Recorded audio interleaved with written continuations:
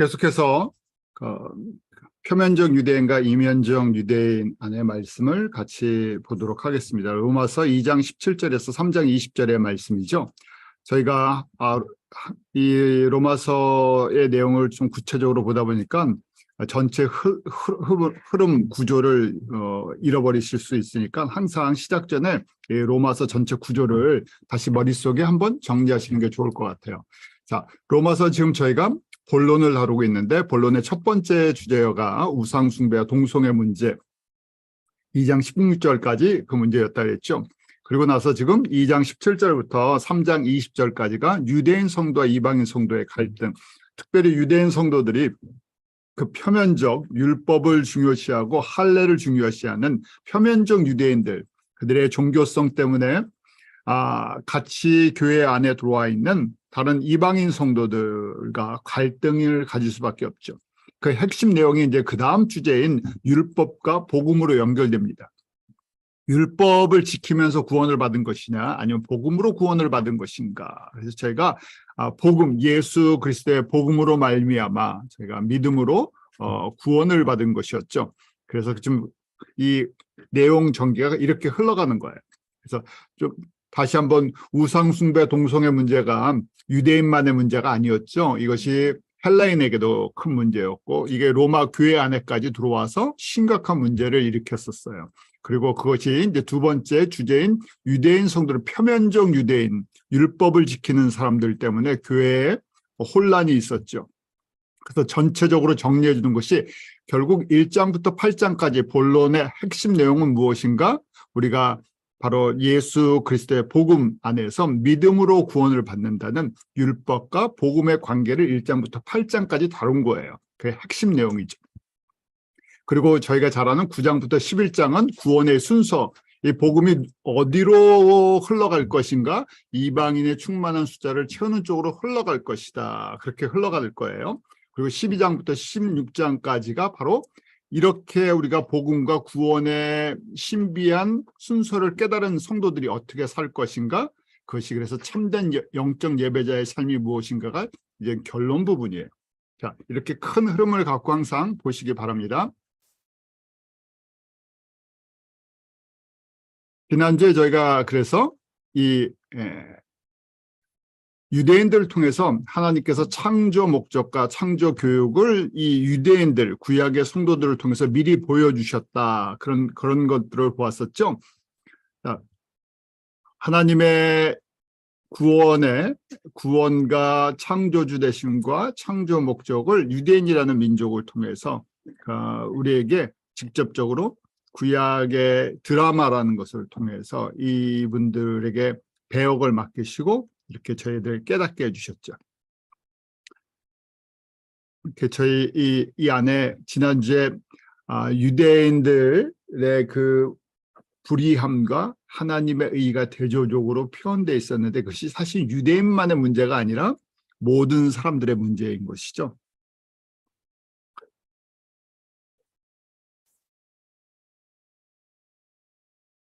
특별히 저희가 지난번에 이 부분을 잠깐 말씀드리지 않았는데 하나님의 백성 가운데 항상 세 종류의 사람이 있다는 거예요.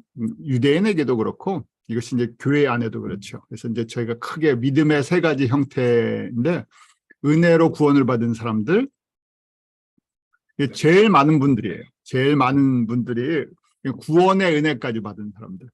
이것도 큰 거죠.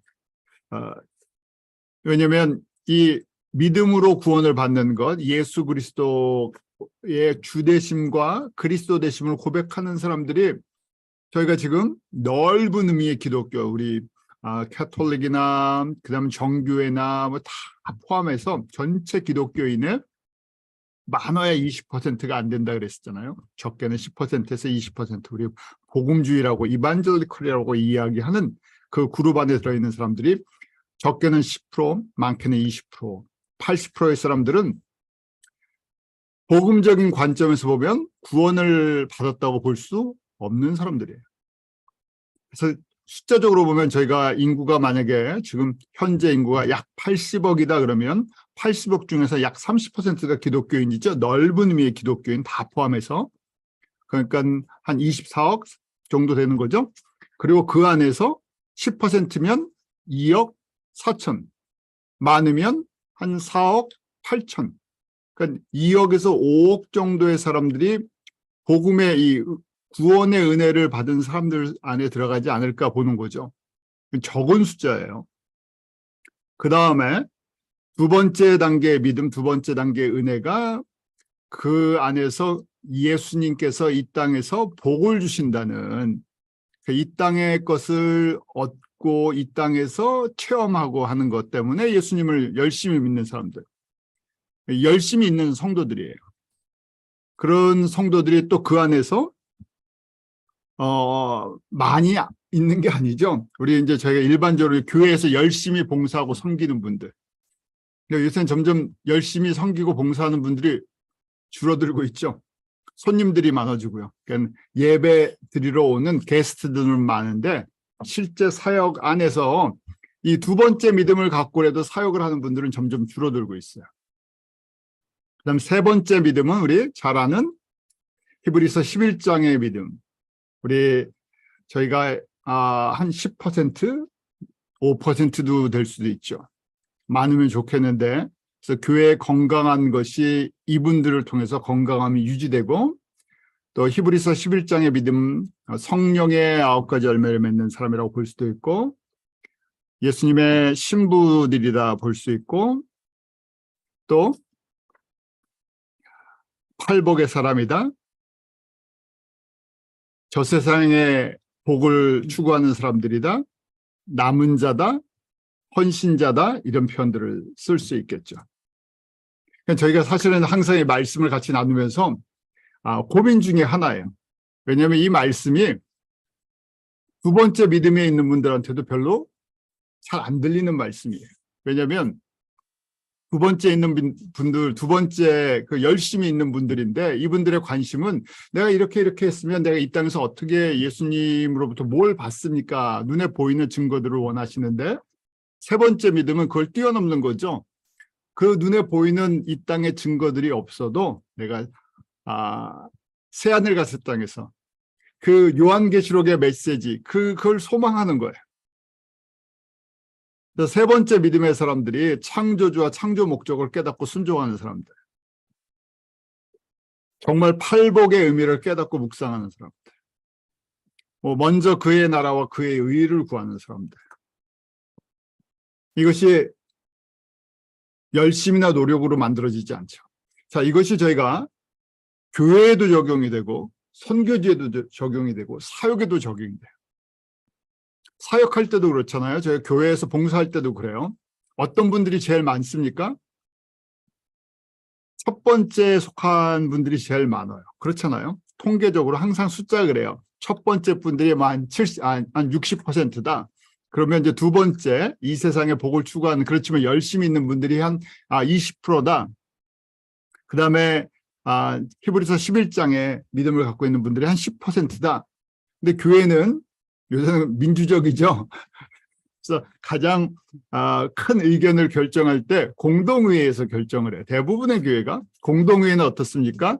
교회에 등록한 성도들은 1년 이상 다녀 교회에 등록한 성도들은 투표권을 똑같이 하나씩 가져요. 투표를 하는데 누가 제일 많아요?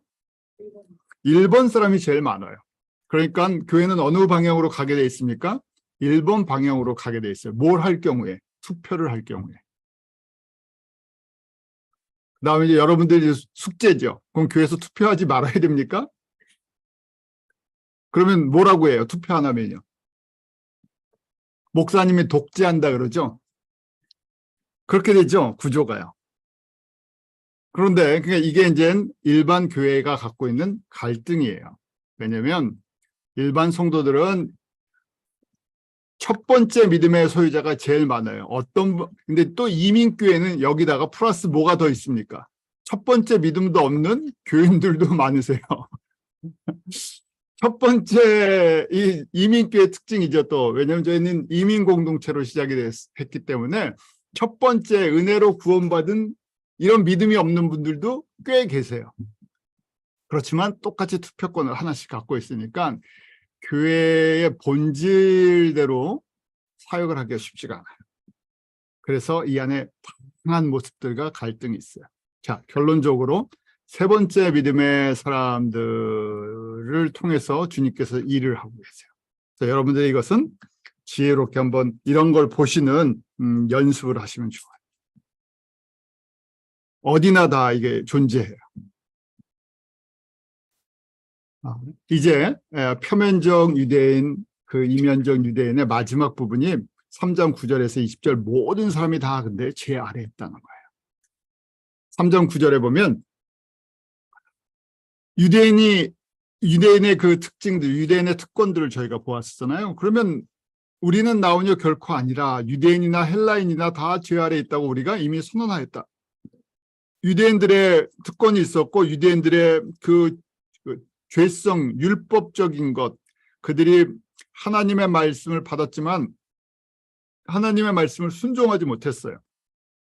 그러면 우리 이방인 성도들은 뭐 자랑할 게 있냐는 거예요. 다 없죠. 그래서 하나님의 말씀을 받은 유대인이나 받지 않는 이방인이나 모두 다 거기에서 올이라는 게 있죠. 판타라는 유대인이나 이방인이나 다 뭐 아래에 있다고요? 죄 아래에 있다고 이미 선언하였다. 이미 구약 성경에 이미 하나님의 말씀에 이방인이나 유대인이나 다 죄 아래에 있다고 선포되었다는 거예요. 선언 땅땅 선포된 거죠. 자, 여기서 죄는 하말티아라 그러죠. 하말티아의 그 원어는 관역, 이 목표에서 벗어났다, 빗나갔다는 거예요. 이 관역이 뭔가, 목표가 뭡니까? 그 죄는 우리가 일반적으로 사람들이 그냥 죄 그러면 뭐 도덕적인, 윤리적인, 사회적인 이런 죄를 생각하는데 성서에서 특별히 지금 로마서에서 이게 다루고 있는 죄 문제는 첫 번째 뭐겠어요? 원죄예요. 이 창조 목적에서 벗어났다는 거예요. 창조주에게 영광을 돌리는 피조물이 창조주의 영광을 위해서 지원받았기 때문에 하나님의 영광을 위한 존재라는 이 목적에서 벗어났다. 그게 죄라는 거예요. 그 원죄죠. 창조 목적대로 살도록 되었는데 이 수직계명, 10계명의 제일 중요한 수직계명이죠. 하나님과의 나와의 관계성, 이것이 깨어져 버린 거예요. 말씀을 받았던 유대인들도 불순종했고 당연히 이방인들은 알지도 못하면서 불순종했죠. 그래서 죄에 대한 기준이 이방인들은 본성이었다. 유대인들은 율법이었다. 그렇지만 모두 다 휘포라고 되는데 제 아래에서 이 창조 목적을 벗어나나 그걸 깨닫지도 못하고 찾지도 않고 살아갔다는 거예요. 유대인들도 말씀은 알았지만 창조 목적을 알았지만 창조 목적을 지킬 능력이 있지 않았어요. 왜냐하면 구약에서는 이것이 허락되지 않았기 때문에 그래요. 사람의 의지로 될 수 있는 부분이 아니기 때문에 그래요. 이 죄, 관역에서 벗어난 것, 이것을 해결하실 분이 계시죠. 그분은 바로 우리에게 인간으로 오신 예수 그리스도를 통해서 다시 회복되는 거예요. 그래서 로마서 3장 10절에 기록된 바 의인은 없나니 하나도 없다. 하나님의 기준에 비추었을 때 모두 다 지금 다 죄 아래에 있는 것 이미 구약의 말씀을 통해서 이미 다 선포됐던 거예요. 그래서 지금 기록된 바, 기록한 바라고 하죠. 이것이 지금 바울이 지금 이야기하는 것이 아니라 이미 다 기록이 돼 있다는 거예요. 의인은 없나니 하나도 없다. 깨끗한 사람 아무도 없다. 유대인이 됐던 헬라인이 됐던. 그래서 몇 가지 예를 들어줍니다. 첫 번째는 솔로몬이 전도서 7장 20절에 고백한 거예요. 그래서 로마서 3장 10절에 그것을 인용을 했던 거죠. 기록된 바 의인은 없나니 하나도 없다. 어디서 나온 말씀인가? 솔로몬에게 이미 예수님 오시기 1000년 전에 이걸 깨닫게 해주셨다는 거예요. 선을 행하고 죄를 범치 아니하는 의인은 세상에 아주 없다고 돼 있죠. 그래서 이 말씀을 그대로 받아서 이미 솔로몬을 통해서 하나님께서 선포하셨다는 거예요. 모두 다 죄 아래에 있다는 것을. 창조 목적을 깨닫지도 못하고 순종하지도 못하고 혹 창조 목적을 알아도 지킬 능력이 있지 않아요. 또 두 번째 보면 다윗에게도 말씀해 주셨어요. 그래서 시편 14편 3절에 2절과 3절에 다윗이 그걸 깨달은 거예요. 여호와께서 하늘에서 인생을 굽어 살피사 지각이 있어 하나님을 찾는 자가 있는가 보려 하신즉 어떻게 됐다고요? 다 치우쳤으며 함께 더러운 자가 되고 선을 행한 자가 없나니 한 명이라도 있다고요? 한 명도 없다는 거예요. 이 참 시적인 표현이 너무 재밌죠. 뭐라고 재밌다 말은 좀 그렇지만 그래요. 왜냐하면 다윗에게 깨달음을 주셨는데 하나님께서 이렇게 살펴보신다는 거예요. 혹시 정말 지혜가 있고 깨달음이 있어서 나를 찾는 자가 있나 보는데 다 치우쳤대요. 뭐예요? 반역에서 벗어났다. 하말티아 다 벗어났다는 거예요. 그래서 더럽다고 하는 거죠. 하나님의 의의 기준에서 다 벗어났기 때문에. 그래서 한 명도 없다는 거예요. 그래서 3장 11절 로마서 3장 11절에 깨닫는 자도 없고 하나님을 찾는 자도 없다. No one who understands, there is no one who seeks God이라고 되어 있죠. 은혜 없이는 한 명도 아무도 얘기할 수 없는 거예요. 그러니까 자랑할 사람 아무도 없는 거죠. 그래서 저희가 100% 은혜입니다. 100% 은혜입니다 하는 그 고백이 우리가 예수님을 믿고 그리고 주님 앞에 서는 날까지 이 고백이 정말 내 마음을 통해서 입술에서 떠나지를 말아야 되죠. 그래서 저희가 겸손해질 수 있죠. 저희가 일을 다 하고도 은혜로 사는 사람들이니까 이게 뭡니까? 내가 한 게 아무것도 없어요. 일할 수 있는 은혜를 베풀어 주신 거예요. 건강을 주셨으니까 일할 수 있는 거죠. 우리 육신의 건강도 그렇잖아요. 육신의 건강 허락해 주셨으니까 움직일 수 있는 거지. 저희가 아무리 건강을 지키려고 해도 다 지켜낼 수 없잖아요. 그것처럼 하나님의 일을 할 수 있는 것 자체가 은혜의 조건이에요. 왜냐하면 사역들을 하다 보면 저희가 교회에서가 됐든 선교지가 됐든 어디가 됐든 사역을 하다 보면 항상 상처를 받게 돼 있어요. 왜냐하면 그 사람과의 사람 속에서 이런 갈등들 또 은혜의 분량이 다르기 때문에 생각들이 다르기 때문에 사람들이 교회를 하나님의 그 완전한 그 은혜의 장소로 만들지 못하죠. 왜냐하면 조금 전에 말씀드린 것처럼 퍼센테지 사회 영향을 받아서 퍼센테지가 그런 구조인데 거기다가 민주적인 참 희한하게 만들어놨어요. 민주적인 것과 성서적인 걸 섞어놨어요. 그래서 사람들은 그게 보기 좋대요. 그렇죠. 사실은 서로를 견제하기 위한 장치들이 돼 있어요. 여러분들이 장로교로 혹시 다니시면요, 장로교에 그 당회와 목회자의 관계를 갖다 조금 이해하실 수 있어요. 당회에서는 목사님의 어떤 너무 목사님이 혼자 독재를 할까봐 장로님들이 견제할 수 있는 장로의 역할들이 있어요. 다 그런 게 아니라 그런 구조적으로 이렇게 장로교의 이 구조가 정치 구조가 이렇게 조금 돼 있어요. 그러다 보니까 또 그렇게 돼 있죠. 그러니까 또 장로님들이 또 한쪽으로 치우칠까봐 장로님들 밑에 뭐가 있습니까? 당의 밑에 재직회가 이제 장로교 같은 경우에 재직회가 있어요. 집사님들 모임, 집사님들의 모임이 적당한 이렇게 의견을 나누면서 견제할 수 있고 서로 이렇게 좀 할 수 있게요. 그다음에 전체적으로는 또 뭐가 있습니까? 공동의회가 있어서 한쪽으로 치우치는 걸 막겠다 그러는데 이것이 이상적으로 잘 움직이면 좋은데 안 움직이면 어떻게 되죠? 각자의 그런 이 파워 그룹들이 형성이 되면서 이 안에서 정치가 이제 시작이 됩니다. 왜요? 창조 목적을 깨닫는 자도 없고 찾는 자도 없는 복음의 본질을 모르기 때문에 그래요. 지금 바울이 고백을 합니다.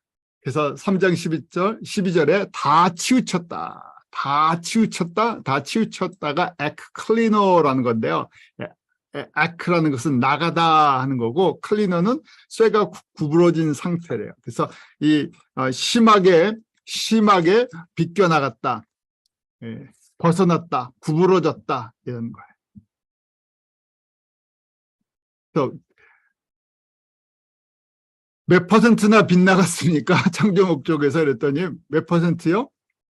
100% 달아요. 그러니까 어떻게 돼요? 지으신 목적대로 사는 피조물이 사람이 없다는 거예요. 한 명도 없다는 거예요. 그러니까 뭐라고 얘기하세요? 한 가지로라고 돼 있는데 이 together 돼 있는데 모두 다예요. 모두 다. 한 가지가 아니다. 모두 다. 모두 다 무슨 존재라고요? 이 useless라고 돼 있고 worthless죠. 그러니까 쓸모가 없다는 거예요. 목적이 있어서 창조를 했는데 목적대로 쓰지를 못해요. 그럼 어디로 갑니까? 목적대로 쓰지 못하면요. 집에서 우리 살림을 하시는데요. 어떤 목적대로 뭘 써야 되는데 목적대로 쓰질 못해요. 뭘 그릇을 사셨는데 전혀 쓸모가 없어요. 그럼 어떻게 해야 됩니까? 버려야 되죠. 있으면 집만 돼요. 그래도 뭐 한 가지라도 쓸 게 있으면 자꾸만 남겨놓잖아요. 그래서 좀 살림이 쌓이는데 정말 쓸 수가 없게 되면 버리는 방법뿐이 없어요. 그러니까 지금 뭐예요? 용도 폐기 처분된. 누가요? 누가 용도 폐기예요? 제가요. 제가. 그럼 빨리 다른 분들을 막 찾지 마시고 제가 그렇다는 거예요. 제가 용도 폐기되는 재활용도 안 되는 용도 폐기 처분인데 어떻게 하셨다고요? 재활용 정도가 아니라 새롭게 해주셨다는 거예요. 그러니까 새로운 피조물이 저희를 조금 바꿔주신 게 아니에요. 조금 체인지해 주신 게 아니에요. 완전히 트랜스폼 됐다 그랬죠. 완전히 변화된 거예요. 예수 그리스도 안에서 거듭났다 하는 것. 저희가 구원이라는 것만 해도요. 놀라운 은혜예요. 여기 지금 시작하는데 폐기 처분, 용도 폐기 처분되는 존재들인 거예요. 누구요? 유대인들이 겁니다. 율법을 알고 율법을 지키려고 했던 사람들이나 율법 없이 살았던 사람들이나 다 폐기 처분 수준이에요. 우상 숭배를 하는 정도의 차이가 있을 뿐이지 전부 다 우상 숭배를 했죠. 왜요? 지금 다 치우쳐 무익하게 됐어요. 왜냐하면 목표를 몰랐기 때문에 다 구부러졌어요. 조금 뭐 30도 휘어졌냐 90도 휘어졌냐 다 휘어졌어요. 반듯해야 쓸 수 있는데 반듯한 게 하나도 없다는 거예요. 그래서 저희가 우리의 의의를 우리의 열심을 유대인들도 그럼 율법을 가졌던 유대인들 하나님의 말씀을 맡았던 유대인들 자랑할 게 있냐? 자랑할 거 아무것도 없는. 지난주에 우리 집사님이 질문하셨죠. 왜 유대인을 택하셨습니까? 하나님의 주권 가운데 택하셨어요. 하나님의 의와 하나님의 구원을 이루어 나가시기 위해서. 그럼 유대인들의 좋은 점이 뭐가 있었나? 우리가 뭐 인간적으로 비교했을 땐 좋은 점도 있고 나쁜 점도 있겠죠. 우리 한국 사람들 그렇잖아요. 왜 아시아권에서 왜 한국 사람을 특별히 은혜를 베풀어서 하나님의 이 시대의 민족으로 택하셨습니까? 답은요. 하나님의 주권과 100% 은혜예요. 저희는 알 수가 없어요. 저희가 일본 사람보다 좀 낫습니까? 뭐 지금 똑같죠. 다 치우쳐 한 가지로 무익한 존재들이에요. 우리끼리 비교하면 조금 나을 수도 있고 뭐 덜 할 수도 있고 그러는데 그게 기준이 될 수 없다는 거예요. 그러니까 그거는 하나님의 절대적인 주권이에요. 거꾸로 한국 사람들도 연약한 민족이죠. 저희가 요새는 이 뭐 좀 좋은 표현이 없지만 국뽕 그래갖고 한국 사람들 뭐 잘 되는 거 막 그냥 잔뜩 올려놓는데 사실은 하나님께서 은혜를 베풀어 주셔서 그렇지 한국 사람이 뭐 이렇게 자랑할 게 그동안 별로 없었어요. 그런데 하나님이 갑자기 높여주셨죠. 그러니까 복음을 위해서 이 시대에 하나님께서 높여주셨다고 보는 거죠. 자, 똑같은 얘기예요. 다 치우쳤다. 잊지 마시기 바라요. 바울이 그래서 강조를 해준 거예요. 모두 다 죄 아래에 있다. 다 치우쳤다. 한 명도 그걸 자기의 의의를 주장할 사람 없다. 창조 목적에서 다 벗어난 존재다. 그래서 시편 53편에 다윗이 이 찬양을 하는 거예요. 어리석은 자는 그 마음에 이르기를 하나님이 없다 하도다. 저희는 부패하며 가증한 악을 행함이며 성을 행하는 자가 없도다. 그래서 하나님께서 하늘에서 굽어 살피사 지각이 있는 자, 찾는 자, 고려하신즉 하나도 없다. 완전 부패. 이때 부패, 죄는 무슨 죄라고요? 원죄라는 거예요. 원죄, 그 다음에 우리가 매일매일 짓는 자범죄들이 있죠. 하나님 입장에서는 어떤 죄가 더 심각한 죄예요? 원죄 부분이에요. 원죄가 있기 때문에 자범죄는 당연히 짓게 돼 있어요. 그렇잖아요? 창조주를 모르니까요. 그래서 선을 행하는 자 한 명도 없다. 저희가 은혜를 잊어버리면 우리 수준으로 비교를 해요. 그래서 믿음도 1, 2, 3단계가 있는데 사실은 저희가 이제 믿음이 조금 섰다고 믿음이 좀 있고 이렇게 말씀을 배우고 그러면 저희가 위험해져요. 무슨 위험성이 있습니까? 은혜를 잊어버리고 내가 똑똑하다고 생각해요. 남들보다 성경을 많이 한다. 나는 본질을 안다고 생각해요. 그런데 아는 것보다 더 중요한 것은 유대인들이 갖고 있던 실수죠. 안다고 자기가 의롭다고 생각했어요. 아는 게 중요한 게 아니라 그렇게 순종을 해야 되는 거예요. 나중에 하나 옆에서 저 몰라서 그랬는데요 하는 거랑 저 알고도 안 했는데요 하는 그 차이가 있는 거니까 잘 생각하셔서 그래서 저희가 사실은 이 앞에 지도자 역할하는 것이 그런 양면성에 있습니다. 책임이 있죠. 책임과 동시에 이런 영적인 부담감이 있어요. 어떻게 보면 잘 모르시는 분들이 마음이 편할 수가 있어요. 그렇죠? 신앙생활 할 때 잘 모를 때가 편한 거예요. 예, 왜냐면 그냥 그런가 보다 하고 지내는데 말씀을 좀씩 알면 이제 눈이 조금 떠져갖고 보이는 게 있잖아요. 근데 남은 보이는데 나를 잘 못 볼 때가 있죠. 자, 그래서 결국 모든 인류가 다 이 원죄 창조 목적대로 살지 못하는 존재였다는 거예요. 하나님이 알고 계셨어요. 그래서 창조 목적에서 벗어난 사람들의 삶이 무엇인가 그 다음에 설명이 되어 있어요. 13절부터 18절. 예수님을 모르는 사람들 당연히 이렇게 살고요. 우리가 은혜를 잘 모르면 똑같이 이렇게 살아요. 지금 이 말씀이 지금 로마에 있는 이게 전도 안 믿는 사람들에게 전도 목적으로 쓴 글이 아니죠. 로마에 있는 교인들에게 쓰는 거예요. 그러니까 저희가 항상 말씀을 이렇게 서신서로 볼 때 이 서신서의 수신자들 받는 사람들은 세상 사람들이 아니에요. 세상 사람들은 이게 무슨 말인지 잘 이해도 못해요. 이 말씀을 받는 것은 지금 로마서는 로마에 있는 성도들이에요. 빌립보서는 빌립보에 있는 성도들이에요. 성도들이 받는 게 서신서들이에요. 믿음의 성장을 위해서. 예수 그리스도 안에서 믿음의 성장들을 위해서 기록된 것이죠. 그래서 로마서 3장 13절 이렇게 다 빗나가 창조 목적 원죄의 문제가 있었기 때문에 저희 목구멍은 뭐라고요?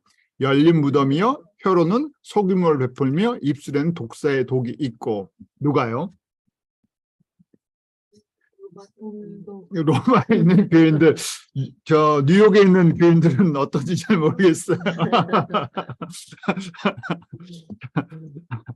그래서 타락한 아담 이후에 피조물들이 다 이런 문제가 있는데 그러면서 아담이 타락할 때 하나님처럼 되고 싶다 하는 그런 헛된 욕망이 있었어요. 피조물들이 하나님을 떠난 피조물들이 내가 하나님처럼 되고 싶은 그런 사단과 똑같은 사단이 타락할 때 그 똑같은 마음을 갖고 있어요. 누구 마음이기 때문에 타락하고 나서요. 타락하면 육과 혼과 영이 변질이 됐어요. 그래서 육은 영원한 육에서 어떤 육으로요? 썩는 육. 혼은 하나님의 모양, 하나님의 성품대로 하나님의 성품을 받았는데 이제 타락했으니까요. 누구의 성품을 닮아요? 마귀의 성품. 이런 얘기 듣기 싫어, 별로 좋을 사람 아무도 없습니다. 우리의 혼이 누굴 닮았다고요? 닮기 싫은 마귀의 성품을 닮았어요. 영은요, 하나님의 영 대신 하나님의 영이 떠나가고 대신 사단의 영이 우리를 다스려요. 그래서 그 결과 저희 목구멍은 열린 무덤이다 하고 시편 5편 9절에 다윗이 고백을 해요. 저희 입에 신실함이 없고 저희 심중에 심이 약하며 저희 목구멍은 열린 무덤 같고 저희 혀로는 아첨하나이다. 이 신실함이, 입에 신실함이 없대요. 그 무슨 얘기입니까? 입이 신실하지 않다. can be trusted라고 되어 있는데 믿을 수 없어요. faithful하지 않아요. 무슨 얘기예요? 때를 따라, 때와 상황에 따라서 바뀐다는 거예요.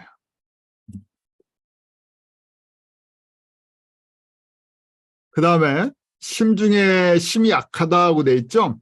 이 악하다는 것이 보면 filled with destruction이라고 돼 있어요. 파괴하는 걸로 가득 차 있다는 거예요. 한국말에 뭐 남 잘 되는 거, 뭐 사촌이 땅을 사면 배가 아픈 거, 너무 표현을 잘 써놨어요. 왜냐하면 우리 본성은 좀 그렇다는 거예요. 표현은 안 하지만 나 잘 되는 거 너무 좋고 남 잘 되는 거는 가까운 사람이 잘 돼도 뭐예요? 시기하고 질투하고 배가 아프다는 얘기예요. 네. 왜냐하면 내가 저 사람보다 더 잘난 것 같은데 표현은 안 하지만 내가 저 사람보다 못난 게 없는데 꼭 그러잖아요. 저 사람 특별한 게 없는데 잘 되는 거, 저 사람 그 사업 같은 것도 정말 내가 저 사람보다 능력이 더 많은 것 같은데 나는 사업하면 왜 안 될까? 저 사람 잘 되네 하면서 배가 아프다 그러죠. 배가 아픈 게 한국 사람만 그런 것이 아니라 타락한 아담의 후손들은 배가 아프게 지어졌구나 하는 거예요. 그래서 다윗도 그걸 딱 보고 저희 혀로는 아첨한다고 그랬죠. 혀가 아첨한다는 건데 한국말로는 아첨이라고 하는데 speak deceit라고 돼 있죠. 속인다는 거예요. 내 이해관계에 따라서 바뀐다는 거예요. 그러니까 신실함이 없죠. 누가요? 사람들이 그런 거예요.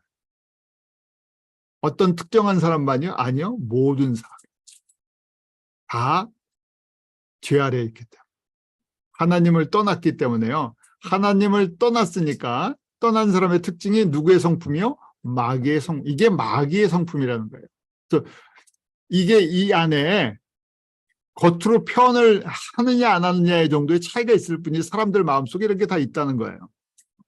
입술에는 또 뭐가 있어요?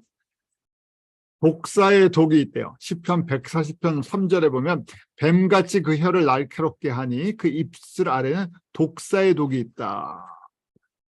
그래서 시편 10편 7절에 또 있죠. 그 입에는 뭐가 나와요? 저주와 악독이 가득하고.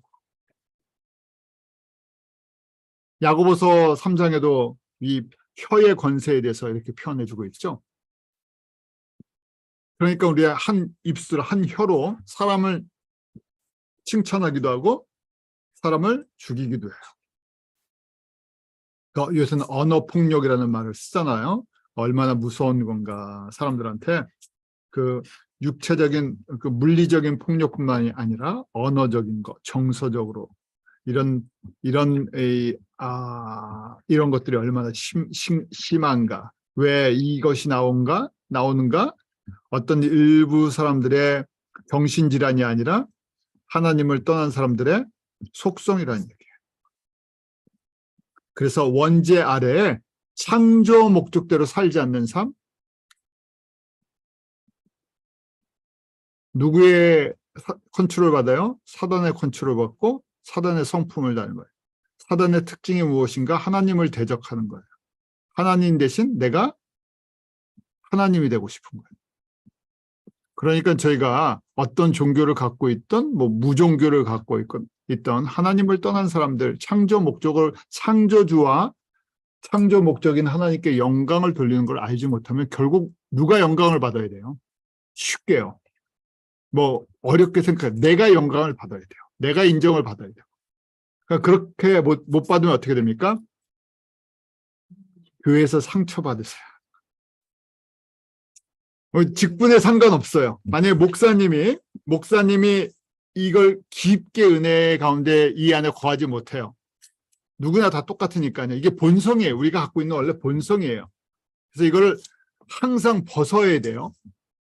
날마다 나의 과거의 옛 성품을 벗어 던져. 이게 냄새가 나서 빨라고 예수님께 맡겨드려야 돼요. 안 갖고 이걸 벗지 않으면 어떻게 돼요? 원래 갖고 있었던 거예요. 이게 원래 오리지널 나의 모습이에요. 그러니까 어떻게 됩니까? 그건 직분에 상관이 없다는 거예요. 그런데 직분이 있으면 어떻게 돼요? 바깥에서 봤을 때 냄새가 번나요.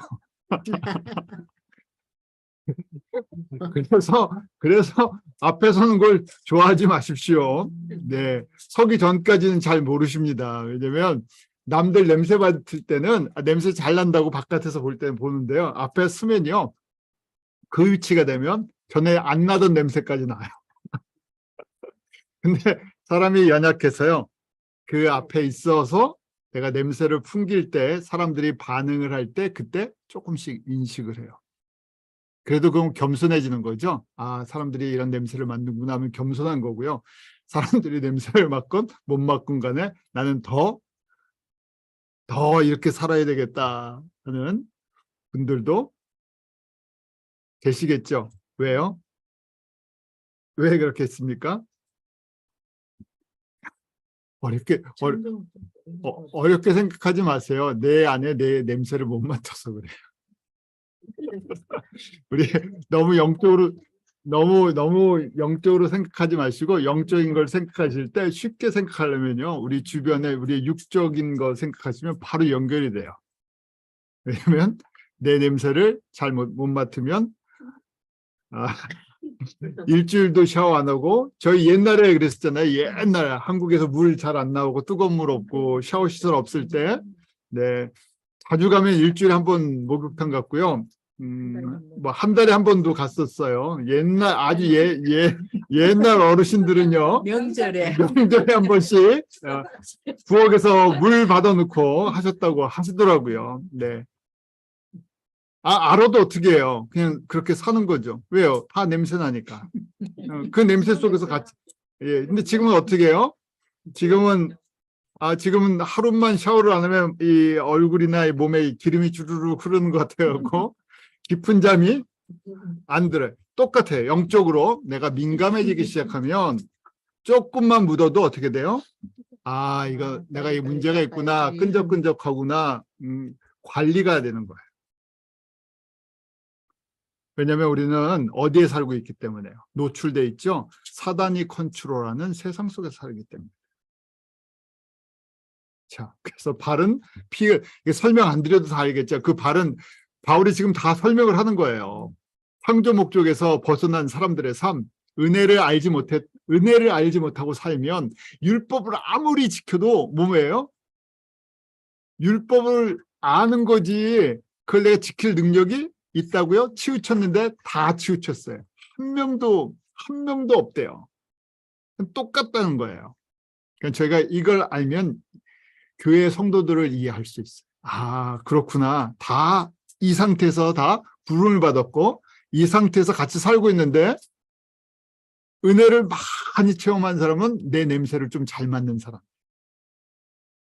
그러니까 은혜를 받다가 남의 냄새도 잘 맡아요. 그런데 이제 좀 더 은혜를 맡으면 나도 냄새 나는 사람인데 주님께서 은혜를 베풀어 주셔서 이렇게 씻어 주시는구나. 그래서 감춰 주시는구나. 그러니까 남의 냄새를 맡아도 어떻게 됩니까? 네, 긍휼을 베풀어 주는 거예요. 조금 더 은혜를 체험해서 성령님께서 씻어 주시는, 새롭게 해주시는 걸 체험하셔야 되는구나. 이게 전적으로도 선물이구나 하고 오래 참고 긍휼을 베풀 수 있는 거예요. 이 말씀이 육신의 것과 영적인 것이 잘 왔다 갔다 하시죠? 네.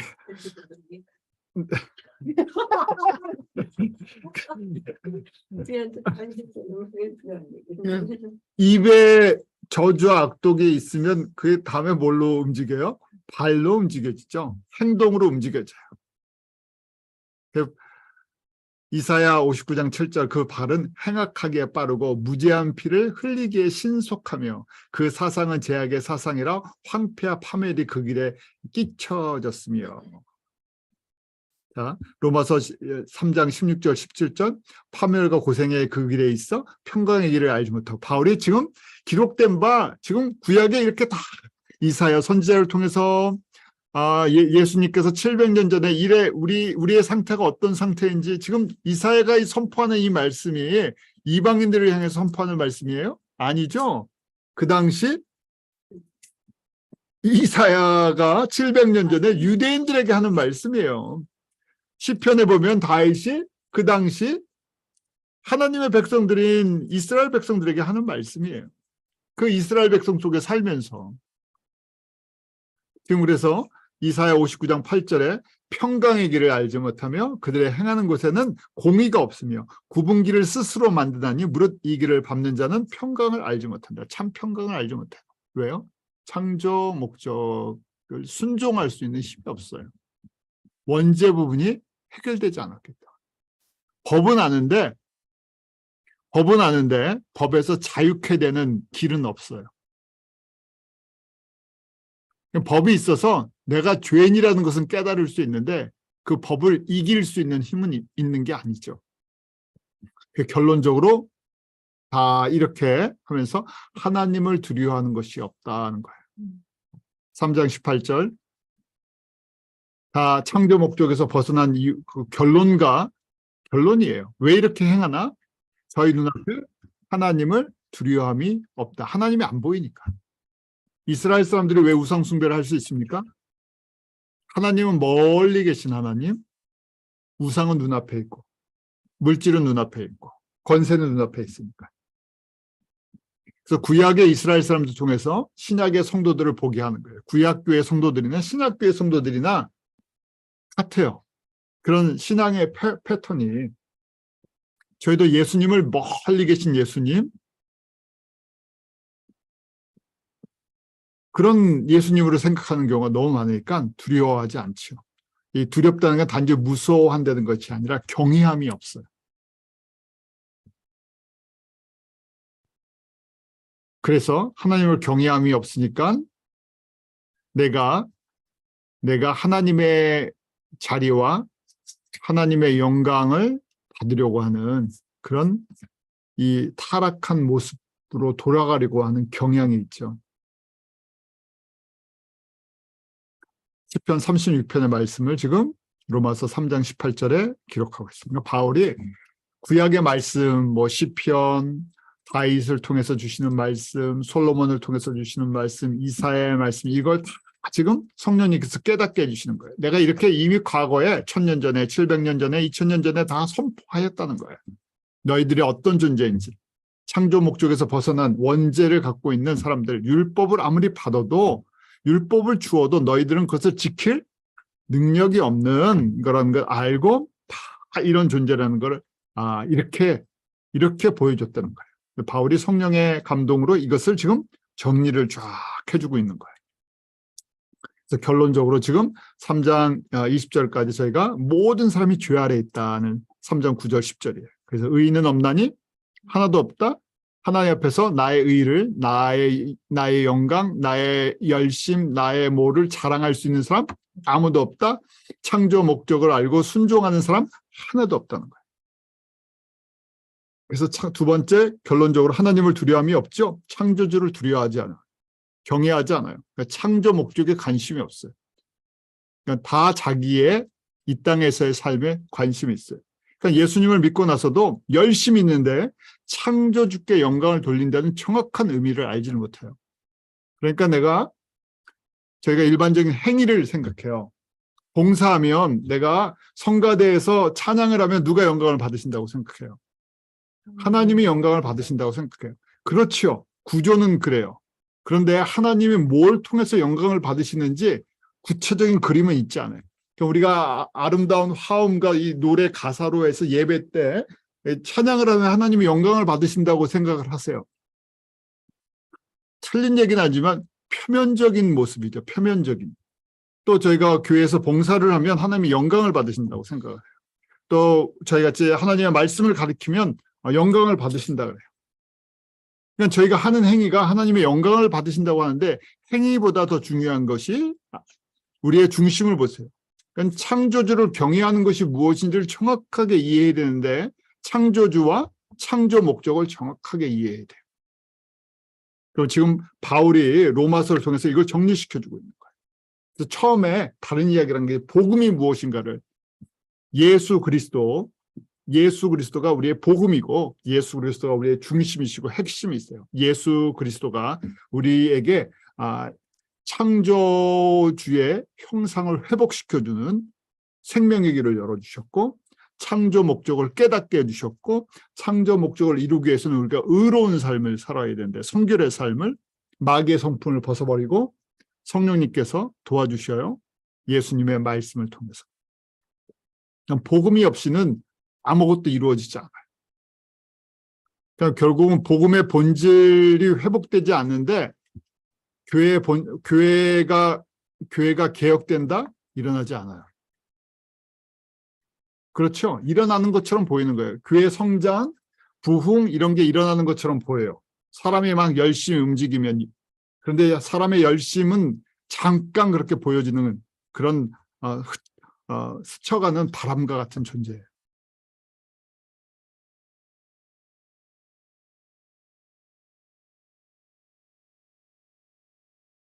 그래서 창조의 은혜를 제가 한번 생각해 보게 돼요.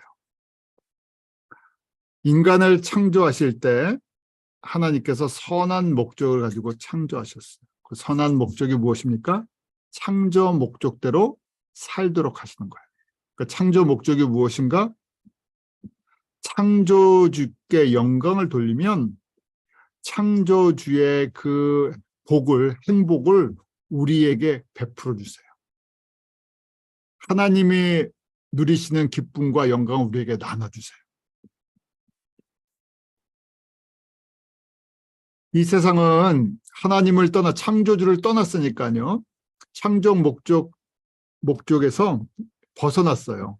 그래서 괴로운 거예요. 왜 이 세상 삶이 괴로운 건가요? 창조주의 그 영광과 기쁨을 우리에게 나눠주시면 우리가 자연스럽게 평안하고 그 영원한 기쁨인데요. 그 대신 다른 걸로 채우려고 하니까 채워지질 않아요. 항상 불안하죠. 왜냐하면 죽음과 심판과 세상에 대한 그런 항상 두려움이 있어요. 그 대체용품을 막 만들어놓은 거죠. 우상이 그런 거예요. 대체용품. 하나님을 떠난 사람들이 대체품을 만들어놨어요. 그래서 가장 그중에 파워가 있는 게 무엇이죠? 사람들이 다른 신들은 안 섬기는데요. 이 신은 대부분 다 섬겨요. 돈 신은 다 섬겨요. 왜냐면 세상이 그걸 가르쳐줘요. 어려서부터 돈의 파워를 아주 세상에서 잘 배우죠. 왜요? 하나님은 안 보이는데 뭐는 보여요? 돈은 보여요. 그래서 돈 열심히 믿는 사람들 너무 많죠. 예수님도 말씀하셨잖아요. 그렇죠. 재물과 나를 겸해서 섬기지 못할 것이다. 또 우리 디모데 전후서를 통해서 마지막 때 되면 돈을 사랑한다는 거예요. 돈을 사랑해요. 자, 하나님의 형상대로 우리가 지음을 받았어요.